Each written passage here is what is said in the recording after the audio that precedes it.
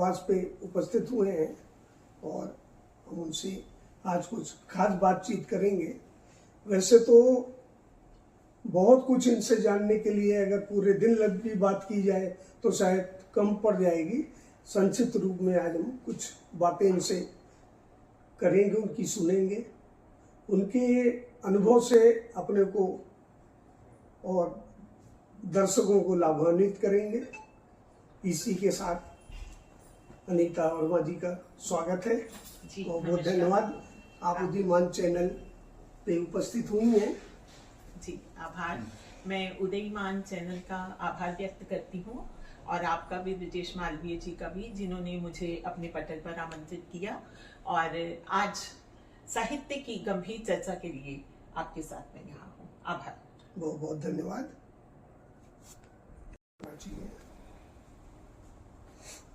साहित्य की अखिल भारतीय साहित्यिक संस्था उदीयमान द्वारा संचालित उदीयमान न्यूज चैनल में आप सभी का स्वागत है। उदीयमान साहित्यिक संस्था के संरक्षक डॉक्टर वेद प्रकाश जी हमारे बीच में उपस्थित हैं, उनका स्वागत है और इस चर्चा में भाग लेंगे। हमारे बीच में उपस्थित हैं डॉक्टर अनीता वर्मा जी। आइए उनसे बात करते हैं। डॉक्टर अनीता वर्मा जी एक सुप्रसिद्ध कवित्री, लेखक और पत्रकार हैं। उनकी अब तक 17 से अधिक प्रकाशित और पुस्तकें प्रकाशित हो चुकी हैं, जिनमें कविता संग्रह, कहानी संग्रह, बाल गीत की पुस्तकें और साक्षात्कार शामिल हैं। उनकी कविताएं अंग्रेजी, रूसी, अन्य विदेशी भाषाओं में अनुदित हो चुकी हैं। आइए बात करते हैं डॉक्टर अनीता वर्मा जी से।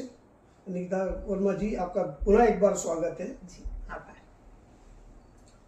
पहला प्रश्न आपसे है, आपकी कविताओं में प्रेम और जीवन के प्रति गहरा दृष्टिकोण दिखाई देता है। आपकी मुख्य कविताओं का विषय क्या है? देखिए, ये पहला प्रश्न ही आज का जो साक्षात्कार है उसका मुख्य बिंदु है। जी जी। जब आप जीवन की बात करते हैं तो जीवन में प्रवाह, निरंतरता, जीवन में यथार्थ मानवीय संवेदनाएं और हमारे आसपास का समाज रहता है।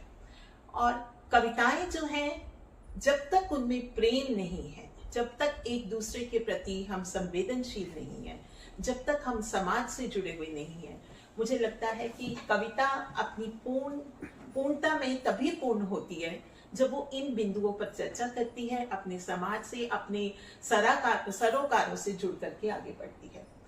तो मेरी कविताओं में चूंकि हर क्षण अलग होता है। जब प्रारंभ किया, युवा अवस्था थी, तो प्रेम की कविताओं से प्रारंभ किया। और प्रेम में ये सच है कि प्रेम में व्यक्ति स्वयं को बहुत खुश रखता है और स्वयं को मांझता भी है, सीखता भी है, और उसके साथ साथ जो उस वक्त की अनुभूतियां होती हैं उसमें ये गहरे उतरता है। तो प्रारंभिक कविताएं प्रेम से जुड़ी थी। धीरे धीरे जीवन के सरोकार, जीवन से जुड़ी चीजें, और फिर उसके साथ साथ कई और संदर्भ जुड़ते गए और यथार्थ का खुरदरापन भी उसमें आया। उसमें समाज में जो भी चल रहा है उसके प्रति विद्रोह का स्वर भी हुआ, स्त्री विमर्श की भी बात हुई। तो ये मेरी कविताओं के मुख्य बिंदु रहे हैं और अभी भी। बहुत सुंदर, बहुत सुंदर विषय है। दूसरा प्रश्न, आपकी पत्रकारिता में लंबा समय बिताया है, आपके अनुभव में आपकी लेखन शैली को कैसे प्रभावित किया है? जी देखिए, युवा थी जब मैंने मास कॉम किया, मास्टर्स किया, उसमें तो पत्रकारिता की तरफ रुझान था। पर जब उधर साहित्य से भी जुड़ी थी, कविताएं लिखती थी, एक दो पुस्तकें भी आ गईं, तो मन में एक प्रश्न उठता था कि जितने भी समाचार पत्र हैं, इनमें साहित्य की कोई भी कॉलम नहीं है, कोई भी साहित्य पर चर्चा नहीं करता। याद आता था धर्मयुग का वो समय जब साहित्य पर चर्चा होती थी। तो उस समय मैंने शुरुआत की पंजाब केसरी, रोहिणी में रहती थी, तो पंजाब केसरी बिल्कुल पास में था। अश्विनी चोपड़ा जी से मुलाकात हुई, उन्होंने कहा अनीता तुम शुरू करो ना कुछ साहित्यकारों का, मैं तुम्हारे साथ हूँ। तो मैंने एक तेवर कॉलम शुरू किया और उस तेवर कॉलम में डॉक्टर नामवर सिंह जी, कन्हैया लाल नंदन जी और उसके साथ साथ जगदीश चतुर्वेदी जी, साथ ही साथ कमलेश्वर जी और उद्भ्रांत शर्मा जी, इन सब का साक्षात्कार कड़ी रूप में करती चली गई। जी जी जी। और साहित्यिक चर्चा होती गई और इसके साथ साथ मैं स्वयं भी निखरती चली गई, मेरा लेखन भी आगे अभ्यास के साथ, अनुभवों के साथ जुड़ता चला गया। और एक बात और भी है, जब आप किसी लेखक से बात करने जाते हैं तो आप पूरी तैयारी के साथ जाते हैं, आप उनका साहित्य पढ़ते हैं, आप गंभीरता से उनके साहित्य की गहनता तक पहुंचने की कोशिश करते हैं। और मैं भी इसी तरह से पूरी तैयारी के साथ जाती थी। डॉक्टर नामवर सिंह जी से जब बात करनी थी, अंदर से बहुत घबराहट थी कि कैसे वो तो 1 मिनट में मुझे समझ जाएंगे, पकड़ लेंगे। ऐसे ही डॉक्टर राजेंद्र यादव जी, उनके दरियागंज वाले ऑफिस में गई, तो बात करते करते, सीखते सीखते वो सारे अनुभव मेरे भीतर संजोती रही और धीरे धीरे करके मेरा लेखन, जिसे कहते हैं ना पॉलिशिंग, वो होती चली गई। तो इस तरह से लेखन आगे अनुभवों से जुड़ता गया। लोगों से मिलने के बाद आपके व्यक्तित्व में भी परिवर्तन आता है। और दूसरी तरफ मैं दिल्ली दूरदर्शन से जुड़ी थी। दिल्ली दूरदर्शन में एक पत्रिका कार्यक्रम आता था, एक साहित्य की आता था। जी। तो दिल्ली दूरदर्शन में मैंने जब फ्रीलांसिंग कर रही थी तो पहला जो शुरुआत की थी आशा की किरण कार्यक्रम से की थी। जी। हर मंगलवार को शाम 5 बजे ये कार्यक्रम आता था, प्रौढ़ शिक्षा का कार्यक्रम था। तो हम जगह जगह जाकर के इस पर सारी बातचीत करते थे। और फिर करते करते करते ये सब होते होते पत्रिका में लेखकों से बात करनी, डॉक्टर विवेकानंद जी, अमरनाथ अमर जी, ये सब उस समय प्रोड्यूसर हुआ करते थे। तो ये करते करते करते ये सारे अनुभव अपने भीतर आते चले गए और इन्होंने मेरे लेखन को एक नया रास्ता दिया। बहुत अच्छे, बहुत अच्छे। डॉक्टर अनीता वर्मा जी, आपके सामने प्रश्न है। आपने अर्मीनिया और रोमानिया में हिंदी प्राध्यापक के रूप में काम किया है। वहाँ के अनुभवों ने आपकी लेखन शैली को कैसे प्रभावित किया और हमारे व्यूअर कैसे उससे लाभान्वित हो सकते हैं? जी देखिए, विदेश में पढ़ाने का एक अपना ही अनुभव है। हमारे साथ ऑस्ट्रेलिया के जाने माने लेखक बैठे हुए हैं, वेद प्रकाश जी, ये समझ सकते हैं। और सबसे पहले मैं 2010 में अर्मीनिया में गई, येरेवान लिंग्विस्टिक यूनिवर्सिटी में पढ़ाने के लिए। और वहाँ पर छात्रों को, देखिए हमारी क्या होता है कि भाषा की समस्या सबसे ज्यादा उस समय थी। अब तो हमारे पास बहुत सारे ऐप्स आ गए हैं, बहुत तरीके हैं। जी जी। तो उस समय जब पढ़ाना शुरू किया तो प्रारंभ में तो बॉलीवुड ही सहारा था, उन्हीं के गीतों से, उन्हीं गानों से पढ़ाना शुरू किया। धीरे धीरे जब कक्षा में प्रारंभ में जिसे कहते हैं कि 10 छात्राएं थी, और बढ़ते बढ़ते बढ़ते जब मैं वहां से आई तो 55 छात्राएं हो गई। और वो 55 स्टूडेंट्स जो थे मेरे, वो हिंदी लिखने पढ़ने में बिल्कुल अच्छी तरह से समर्थ थे। अब क्या हुआ कि मुझे ये था कि मुझे बॉलीवुड से इतर कुछ ऐसा करना है जिससे ये हमारे साहित्य से जुड़ सके, हमारे लेखन से जुड़ सके। तो मैंने छोटी छोटी बाल कविताएं लिखी उस समय, क्योंकि वहां पर भी प्रारंभ से हमें पढ़ाना है, हिंदी पढ़ानी है। तो मैंने बाल कविताएं लिखी और उन बाल कविताओं का अनुवाद वहां एम्बेसडर आदरणीय डॉक्टर अचल कुमार मल्होत्रा जी थे, उनकी बड़ी रुचि थी साहित्य में। तो उन्होंने क्या किया, उन्होंने कहा ये कविताएं बहुत अच्छी हैं, इसको मैं अर्मीनियन भाषा में अनुवाद करवाता हूँ और एक पुस्तक रूप में हम सब स्कूलों में देंगे। जी। तो जब उन कविताओं का अनुवाद अर्मीनियन भाषा में हुआ और वहां के लोगों तक पहुंची, और उन्होंने जब उसको अपनी भाषा में भी और फिर हिंदी में भी बोलना शुरू किया, तो ये एक बड़ा ही, जिसे कहते हैं, सकारात्मक मोड़ था, सुखद था। और साथ ही साथ क्या था कि मैं केवल हिंदी पढ़ाने के लिए नहीं गई थी, मुझे अपनी भारतीय संस्कृति और भारत के जितने भी हमारे प्राचीन ग्रंथ हैं, इन सब पे भी चर्चा करनी थी। रामायण की भी बात करती थी, उनकी कहानियों का मंचन भी कराती थी। तो ये सब चीजें करते करते ऐसे ही यूरोप में, रोमानिया में भी इस तरह की ही चीजें हुई।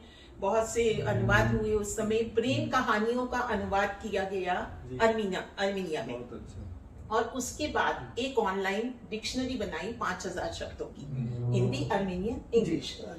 तो ये सब क्या था कि ये चीजें करते करते करते आपको लगता है कि आप अपने भारत से विदेश में रहते हुए भी वहां पर एक वातावरण बना देते हैं और इतना जुड़ जाते हैं कि आपको लगता है कि आप विदेश में एक ब्रांड एम्बेसडर हैं अपनी भारतीय संस्कृति के, जी, अपने जी, कल्चर जी, के, बिल्कुल। और वो आप उन तक पहुंचा रहे हैं। जी तो ये चीजें जो थी बहुत सुखद थी और जी। मेरी जीवन के उन क्षणों से जुड़ी हैं जो मैं कभी भूल नहीं सकती। जी जी यशोमारी क्या नाम है उनका, वो अर्मेनियंस का कुछ करती हैं। जी अभी बहुत ही सार्थक बात हमारी डॉक्टर अनीता वर्मा जी से हो रही है, जिससे हमारे व्यूअर लाभान्वित होंगे। उनके अनुभव से उन्हें ज्ञान और दिशा मिलेगी। बात को आगे बढ़ाते हुए डॉक्टर वर्मा जी से हमारा प्रश्न है, आपकी कविताएं विभिन्न भाषाओं में अनुदित है। जी आपके अनुसार अनुवाद प्रक्रिया में सबसे बड़ी चुनौती क्या है? ये प्रश्न मेरे मन में बहुत बार उठता है कि अनुवाद जब हम करते हैं तो हमें किन बातों का ध्यान रखना चाहिए। जी तो ये था कि जैसे अब कोई मेरी हिंदी में से कोई अर्मेनियन भाषा में या रूसी भाषा में अनुवाद कर रहा है, तो मुझे ये पता नहीं चलता था कि वो अनुवाद कितना सार्थक है, कितना सारगर्भित है, कितनी उसकी number of layers are there, तो वो उस परतों के भीतर पहुंच रहा है या नहीं पहुंच रहा। अब इसी तरह से मैं पंजाबी भाषा में भी लिखती हूँ, पढ़ती हूँ, अंग्रेजी में भी अनुवाद करती हूँ। तो चूंकि आपने अनुवाद की बात की और उसके इस प्रश्न को उठाया, तो अनुवाद करने के लिए सबसे पहली शर्त ये है कि आप जो भी रचना है उसकी मर्म को समझें। शाब्दिक अनुवाद नहीं होता, उसकी गहराई तक पहुंचना होता है। आजकल बच्चे AI के माध्यम से अनुवाद कर रहे हैं और उसमें अर्थ का अनर्थ भी हो जाता है और शाब्दिक अनुवाद होता है।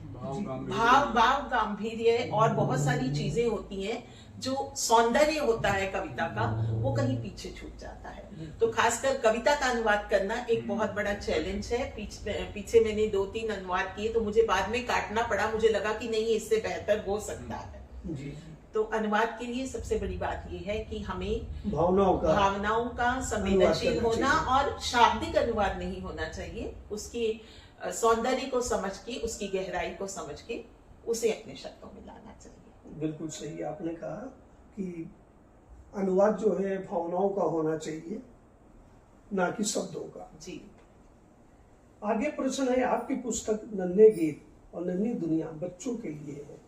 आप बच्चों के लिए लिखने में के लिए क्यों प्रेरित हुए?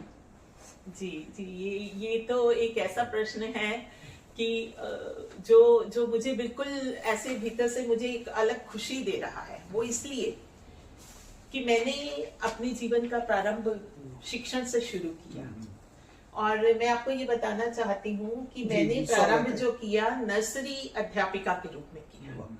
अब जब कक्षा में बच्चों के साथ हम कूद के बाल गीत गाते थे, उनके साथ नृत्य करना, उनकी दुनिया में खो जाना, उनके जैसे हो जाना, तो उस समय कई बार मन में प्रश्न आता था कि हम वो पुराने ही बाल गीत गाते चले आ रहे हैं, क्यों नहीं हम इनके लिए छोटे छोटे नए बाल गीत और ऐसे लय के साथ लिखे कि जो वो ये बच्चे सुन सके, बोल सके। तो मैंने क्या किया, हमारा एक प्रोजेक्ट होता था कि हर सप्ताह आपने ये विषय लेना है और पूरा सप्ताह उसी पे ही आपको सारी क्रिएटिव चीजें करनी है। तो मैंने ये करना शुरू किया और फिर हर सप्ताह उसमें अपनी एक कविता जोड़ देती थी। उस कविता से धीरे धीरे धीरे चलता चला गया और इस प्रकार से कई पुस्तकें आ गई। और मैंने अभी आपको बताया कि बाल गीत की पुस्तक का अनुवाद भी अर्मेनिया में हुआ। जी जी जी, बहुत बहुत बधाई। वात्सल्य रस तो बहुत महत्वपूर्ण है। रोक दो एक बार, कोई बात जी, आपकी कविताओं में प्रेम और जीवन के प्रति गहरा दृष्टिकोण दिखाई देता है। आपके अनुसार प्रेम का अर्थ क्या है? देखिए, प्रेम जो है उसका कोई अर्थ ही नहीं है, कोई शब्द ही नहीं है। प्रेम अपने आप में एक अनुभूति है, एक गहरी अनुभूति है। जी जी, वो हमें सुंदर बनाता है, हमें समर्पण की भावना देता है। हम लोगों को ये समझा भी नहीं पाते हैं कि हम प्रेम में हैं। और एक बात और है कि प्रेम में व्यक्ति सुंदर बनता है, बाहर से भी और भीतर से भी। उसके भीतर जब प्रेम में उसकी ये भावना आती है कि मुझे सब कुछ समर्पित करके अपना सब कुछ देना है, तो वहां उसके भीतर संवेदनाएं भी हैं, मानवीय दृष्टिकोण भी है, समाज भी है, सब चीजें हैं। और मैं इसमें एक बड़ी अच्छी बात आपको बताती हूँ कि अमृता प्रीतम जी से मेरी एक बार मुलाकात हुई। मैं इमरोज जी से मिलने गई थी, मेरी एक पहली पुस्तक थी मैं साक्षी रहूंगी, और उसके बाद भी उसका टाइटल कवर उन्होंने बनाया था। तो उन्होंने कहा कुछ कविताएं पढ़ के सुनाओ, फिर मैं टाइटल बनाऊंगा, फिर मैं तय करूंगा। तो जब मैं कविताएं पढ़ रही थी तो 2 कविताओं के बाद कह दिया उन्होंने कि तुम्हारी कविताओं में इश्क हकीकी ज्यादा है, इश्क मजाजी तक पहुंचने की कोशिश करो। तो ये एक बहुत गहरी बात थी। मैंने इस पर एक लेख भी लिखा था पिछले दिनों। तो जब हम प्रारंभ प्रेम से करते हैं और जब हम ईश्वरीय प्रेम तक पहुंच जाते हैं, तो वो हमें समाज के, अपने आसपास के सब दोषों से मुक्त करके हमारे भीतर एक प्रकाश, एक जिसे कहते हैं सकारात्मकता, और एक नया दृष्टिकोण देता है। तो मेरे हिसाब से प्रेम सब प्रकार की चीजों से, परिभाषाओं से इतर अनुभूति है, गहरी अनुभूति है। बहुत अच्छी बात आपने कही। और डॉक्टर अनीता जी, आपके अनुसार एक लेखक, पत्रकार या साहित्यकार के लिए सबसे बड़ा पुरस्कार क्या है? साहित्यकार, लेखक या कोई भी व्यक्ति जब लोग उसको समझते हैं, उसके लेखन को समझते हैं, जब लोग उसको पढ़ते हैं और पढ़ करके उस पर चर्चा करते हैं और उसमें स्वयं को तलाशते हैं, उसके लेखन के साथ आत्मसात करते हैं, ये सबसे बड़ा पुरस्कार है। सब पुरस्कारों से इतर ये पुरस्कार सबसे बड़ा है कि जब आप श्रोताओं में जाते हैं या पाठकों के बीच बैठते हैं, तो वो किसी भी, जब आप कविता पढ़ रहे हैं तो उसमें वो स्वयं को खोज रहे हैं। तो ये सबसे बड़ी बात है, सबसे बड़ा पुरस्कार है। आपसे आखिरी प्रश्न है, आपके अनुसार एक लेखक की सामाजिक जिम्मेदारी क्या है और वह कैसे पूरा कर सकता है? बड़ा गंभीर प्रश्न है और इस पर मैं समय समय पर लिखती भी रहती हूँ, चर्चा भी करती हूँ। जो मेरे फेसबुक पटल पर मेरे से जुड़े हैं उनको इस बात का पता है कि जो हमारे समाज में घट रहा है, जो हमारे आसपास हो रहा है, उस पर चर्चा करना, उस विषय पर लिखना, और न केवल लिखना बल्कि उसका हल भी ढूंढना, ये एक लेखक की बहुत बड़ी जिम्मेदारी है। दूसरी बात ये कि लेखन इसलिए नहीं होता कि इसमें हमें आत्मसंतुष्टि मिल रही है। लेखन इसलिए भी होता है कि हमारे आसपास जुड़े हुए, हमसे जुड़े हुए लोग, हमारा समाज, उसको कोई दिशा मिले, नई दिशा की तरफ वो अग्रसर हो। आप अगर आरंभ से टॉल्स्टॉय से लेकर के प्रेमचंद से लेकर के सारे लेखकों को देखें तो उनका दृष्टिकोण समाज के प्रति, अपने घर परिवार के प्रति, अपने से जुड़े हुए लोगों के प्रति, इस तरह से जो कुछ भी समाज में हो रहा है उस पर उन्होंने चर्चा की है। और जाहिर बात है कि एक लेखक को उन सब बिंदुओं पर बात करने की आवश्यकता है। तो मुझे लगता है कि आज आपसे बात करके मैं आह्लादित हूँ, मन बहुत खुश है और इतनी सार्थक चर्चा हमारी हुई है। तो अगर आप कहें तो मैं अंत में अपनी एक कविता पढ़ देती हूँ। जरूर, स्वागत है। जी, ये कविता मैं अपने आपके चैनल के दर्शकों के लिए, पाठकों के लिए, कि कविता सौंदर्य और किस प्रकार से हम समाज में क्या, किस तरह से चल रहे हैं, क्या क्या कर रहे हैं, वो पढ़ती हूँ मैं। कि मैं वो कहती हूँ जो मौन कहता है, मैं वो कहती हूँ जो मौन कहता है, मेरे भीतर मेरा परिवार रहता है। क्या बात है, बहुत सुंदर। मेरे परिवार में मेरी कलम, मेरे शब्द, मेरा विश्वास और चमकता हुआ निर्मल आकाश गहता है। मेरे अंतस में लहलहाती है पीली सरसों, नेह से भीगी रोटियां, देह से इतर मन और साथ ही कल कल विश्वास। मेरा होना है देश का विकसित होना, छर छर पल्लवित होना। स्त्री हूँ, मुझे आता है संजोना, समेटना और सपने बुनना। मैं कहती हूँ तो परिवार कहता है। क्या बात। मेरे भीतर मेरा परिवार रहता है। जी जी। मेरे परिवार में बेटियां हैं जो सपनों को साकार करती हैं और हर दिन सुनहरी किरमिची सपनों को बुनती है। जी जी। मेरे साथ उन बेटियों का विस्तृत आकाश रहता है। मेरे भीतर मेरा परिवार वाह, रहता है। बहुत अच्छी बात, बहुत अच्छी। मैं स्त्री हूँ, बेटी हूँ, शब्द हूँ, मैं नाद हूँ, संवाद हूँ, मैं गीता के श्लोक हूँ, वेदों की ऋचा हूँ, मैं विचरण में हूँ, संचरण में हूँ, मैं सृष्टि हूँ, मैं वृष्टि हूँ, मैं अंकित हूँ, मैं प्रारब्ध हूँ। जी जी। भोर की लालिमा सा मेरा चेहरा तब तब दमकता है जब कोई मुझे भारत की बेटी वाह, कहता है। बहुत बहुत भारत की बहुत बेटी बहुत सुंदर, बहुत सुंदर। धन्यवाद। अभी आप बहुत ही सार्थक बातें डॉक्टर अनीता वर्मा जी के साथ न्यूज चैनल की चल रही थी और बहुत सारी जानकारियां हमारे चैनल को और व्यूअर को मिली है, जिससे हम लाभान्वित होते रहे हैं। और अंत में अनीता जी की कविता बहुत ही सार्थक थी और इस इंटरव्यू चैनल के लिए हमारे बीच में डॉक्टर वेद प्रकाश व्यथित जी के सानिध्य में एक कार्यक्रम हो रहा है। व्यथित जी से इस पूरी साक्षात्कार की समीक्षा की कहते हैं आदर वेद प्रकाश जी। नमस्कार। अनीता जी को बहुत बहुत बधाई, बहुत बहुत शुभकामनाएं। इतनी सार्थक बातचीत हुई और सामाजिक सरोकारों से लेकर पारिवारिक और देश के परिदृश्य, संस्कृति, देश विदेश में जहाँ जहाँ आपने इतने कार्य किए हैं और भारत की संस्कृति की एक ब्रांड एम्बेसडर की तरह आपने संस्कृति को प्रचारित और प्रसारित किया है। ये साधुवाद है आपको, आप साधुवाद की पात्र हैं, आपको नमन है और यह कार्य निरंतर साहित्य का जारी रहे। मैं ऐसी शुभकामनाएं आपके लिए करता हूं और बहुत अच्छा लगा आपने जिस तरह से अन्य विषयों को लेकर और बालपन से लेकर और वयोवृद्ध अवस्था तक जिस तरह सारे विषयों को अपने साहित्य में समेटा है।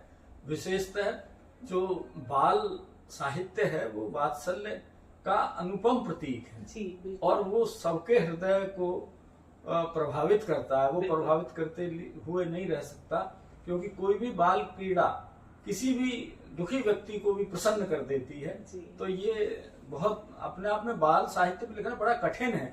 बच्चा बनना पड़ेगा उसके लिए बिल्कुल। आपको, उनकी और दुनिया में बच्चा जाना। बनकर लिखना ये कितना कठिन हो सकता है, ये अनीता जी ने स्वयं अनुभव किया है और जाना है। उन पर रचनाएं लिखी हैं। संस्मरण लिखना अपने आप में बड़ा कठिन होता है, क्योंकि किस बात को उजागर करना है, कौन सी बात आपके मन को अपील कर गई, कौन सी बात ने आपको प्रभावित कर दिया, वो बात आपको वर्षों तक क्या जिंदगी भर भी कई बार वो जहन में उतर जाती है, रहती है, वो भूलती नहीं। तो वो ही ऐसी घटनाएं संस्मरण बनती हैं और वो संस्मरण हमारे लिए प्रेरणा स्रोत हो सकते हैं, हमारे लिए एक अनुभव हो सकते हैं, हमारे जीवन की कटु सच्चाई भी हो सकते हैं।